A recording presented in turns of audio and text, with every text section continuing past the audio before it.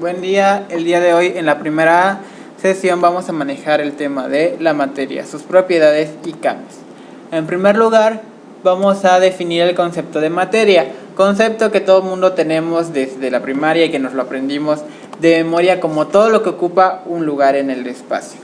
Todo lo que está a nuestro alrededor, nuestra computadora, nuestro escritorio, nosotros mismos somos materia y formamos eso simplemente.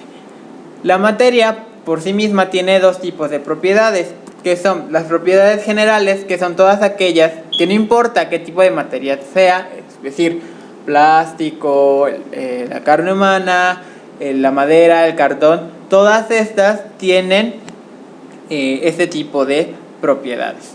¿Ok? Entre las más importantes está la masa, que es la cantidad de materia que tiene un cuerpo, es decir, toda materia tiene un peso en sí. Entonces, la cantidad de materia es el número o el conjunto de gramos o kilogramos que tenga nuestro cuerpo, dependiendo de cuál sea, no importa de qué tipo sea. Y el volumen es que todo cuerpo, toda materia tiene un espacio que ocupar en una habitación o en cualquier parte del planeta. Toda la materia ocupa un espacio y este espacio no puede ser alterado por otra entidad. Es decir, donde está un vaso no puedo poner uno exactamente en el mismo lugar, ya que otro ocupa ese puesto. Y tenemos las propiedades características o específicas, que son aquellas que cada sustancia tiene y lo hace diferente de las otras. Entre los principales tenemos la solubilidad, que es la cantidad de soluto que puede disolverse en un volumen determinado. Esto es, vamos a centrarnos un poco en el agua, la cantidad de sustancia alterna al agua que puede disolverla. Por ejemplo, en un vaso de agua, ¿qué cantidad de sal puedo disolver en el agua sin que ésta se pueda notar y pueda hacer una mezcla homogénea? También tenemos el punto de fusión y ebullición. El punto de fusión es la temperatura en la que se produce el cambio de sólido a líquido, es decir, como en un cubo de hielo que poniendo cierta temperatura el hielo se convierte en líquido. Esa temperatura específica es lo que se conoce como el punto de fusión. Y el punto de ebullición es cuando una sustancia líquida como el agua se transforma en un gas. ¿A qué grado puedo transformar este líquido en un gas? Como del agua a vapor, que son 100 grados, por ejemplo. Pero cada sustancia tiene un grado de fusión y de ebullición muy diferente. Y por último, la densidad, que es la relación que existe entre la masa de un cuerpo, es decir, lo que pesa, y el volumen que ocupa, dependiendo del lugar. Entonces, esto lo vemos un poquito más adelante. Hola, ¿cómo están? Hoy voy a darles un video acerca de la densidad. La densidad es dada por la fórmula densidad, que es igual a la masa sobre el volumen. Básicamente, si queremos describir qué es la densidad, podemos describirla como la magnitud escalar que se refiere a la cantidad de masa contenida en un determinado volumen de una sustancia. Voy a mostrarles el ejemplo de un cilindro.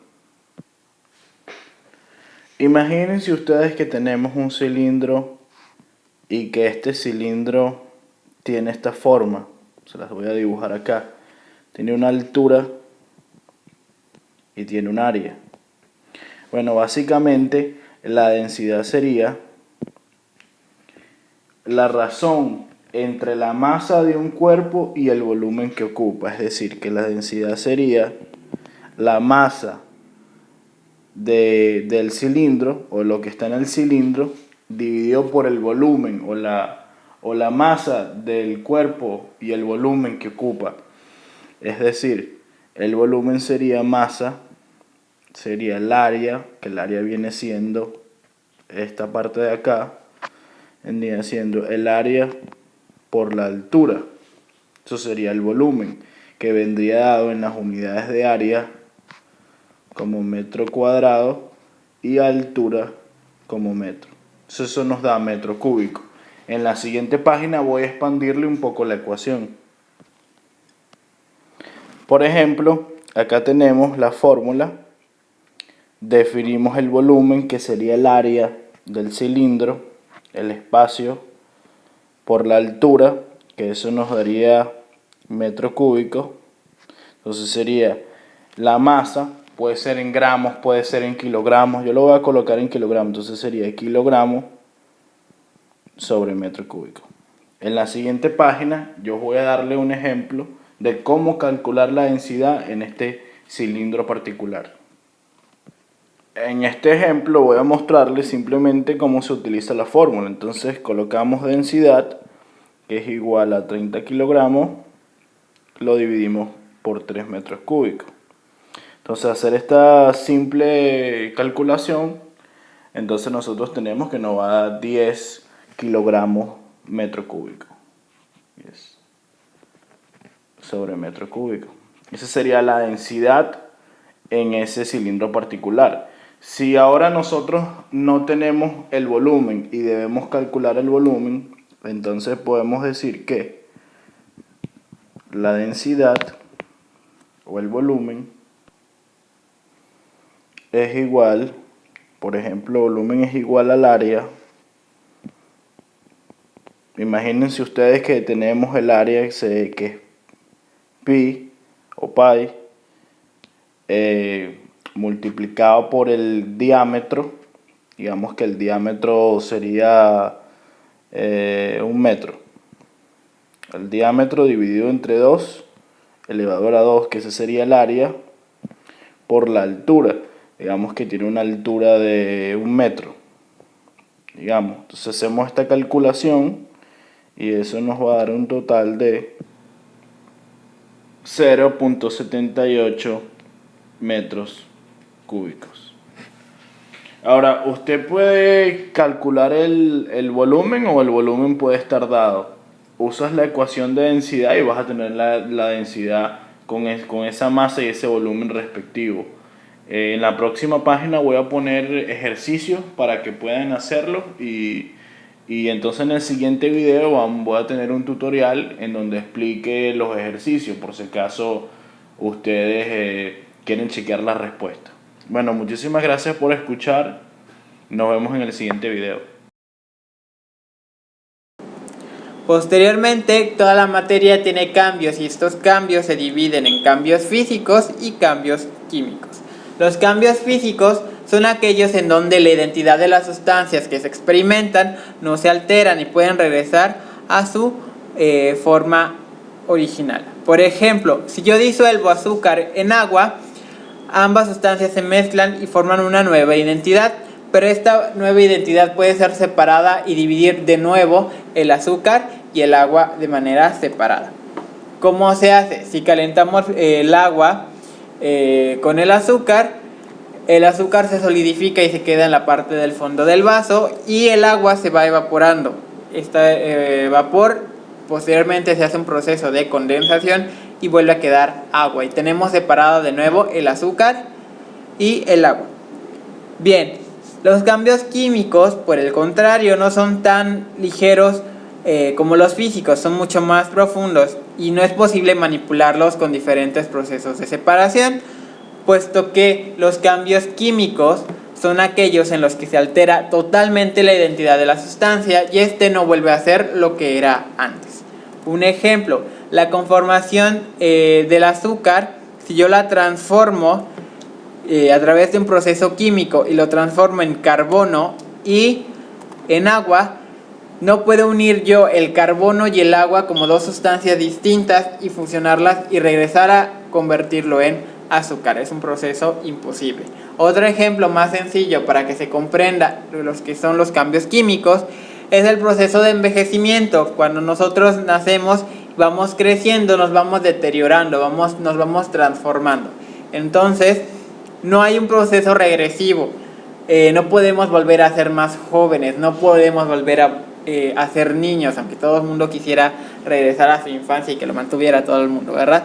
Pero no se puede. Seguimos avanzando, seguimos envejeciendo y seguimos deteriorándonos. No importa cuántas cremas nos pongamos, al final nuestro deterioro no se detiene.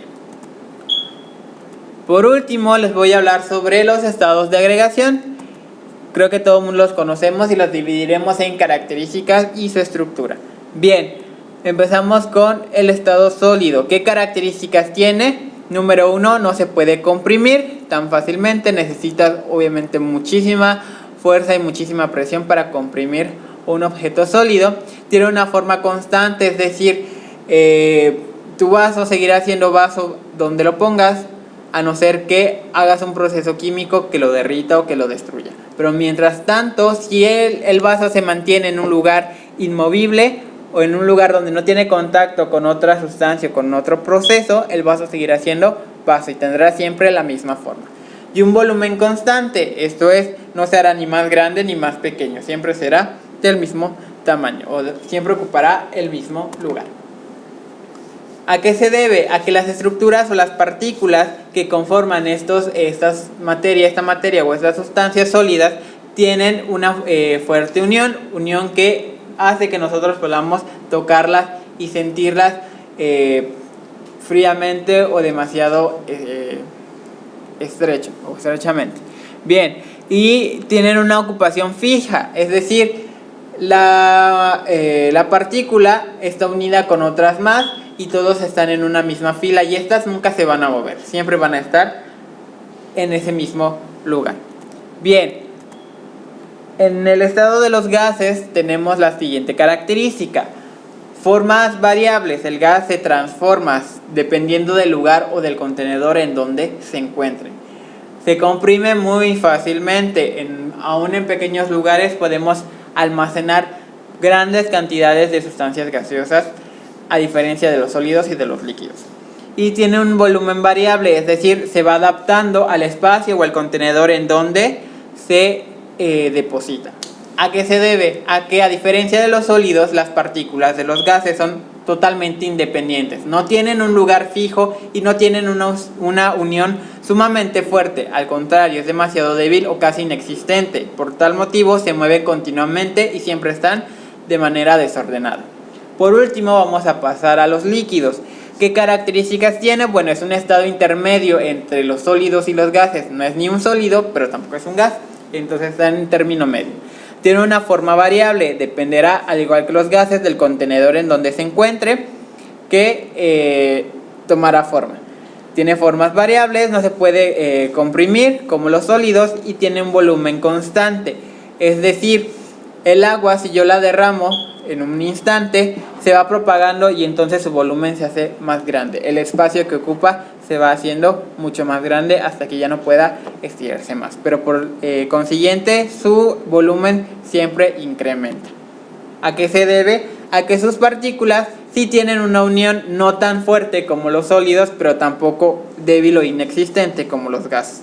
Entonces sí tienen una pequeña unión, pero están en constante movimiento. Aunque estén de manera ordenada, siempre se están moviendo. Por tal motivo, esta movilidad hace que tengan una forma variable y que se muevan dependiendo del contenedor en donde estén depositados. Bien, de manera más gráfica vamos a ver cómo están constituidas las partículas que construyen estos tipos de materia. En primer lugar, tenemos los sólidos que están en esta imagen, en donde vemos cómo están formadas las partículas, todas de manera ordenada, altamente comprimidas e inmovibles. Por consiguiente, también tenemos a los líquidos, que también están un tanto ordenados, pero si se dan cuenta es un poquito diferente a los sólidos. No está tan comprimidos y tiene una forma un poquito más variable. Y por consiguiente tenemos los gases, donde cada uno toma el movimiento que se le da la gana, está en el lugar que se le da la gana y ese lugar no es permanente, se siguen moviendo constantemente y por tal motivo los gases siempre son volátiles. Por último, les dejo este pequeño esquema sobre los cambios de estado y el nombre de los procesos de cambio de estado. Tenemos a los sólidos, los líquidos y los gases. Cuando yo transformo un sólido o una materia sólida a estado líquido, realizamos un proceso que ya les había mencionado, el proceso de la fusión. Bien, si este líquido yo lo transformo en un estado gaseoso, de líquido a gas, realizamos un proceso llamado evaporación.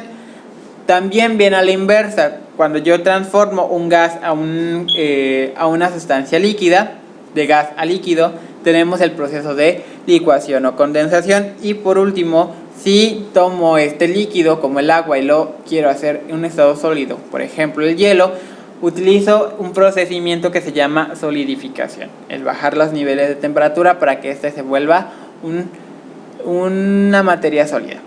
De igual manera, necesitaremos grandes o muy bajas temperaturas para transformar un sólido a gas sin necesidad de pasar en el estado líquido, pero sí es posible. Entonces, este proceso se llama sublimación. El transformar un sólido a gas sin necesidad de pasar al estado líquido se le conoce como el proceso de sublimación. De igual manera, esto puede ser a la inversa, un gas donde tengamos muy bajos niveles de grados de temperatura, y entonces transformar este gas en un sólido sin la necesidad de pasar a un estado líquido, y esto se le llama una sublimación regresiva. Por parte de este servidor, quedo en sus manos por cualquier duda y cualquier comentario que ustedes tengan. Que tengan un buen día, y si tienen dudas déjenlo en la caja de descripción, en los comentarios, y yo personalmente tomaré mi tiempo para responder. Que tengan buen día y nos vemos en la siguiente entrada.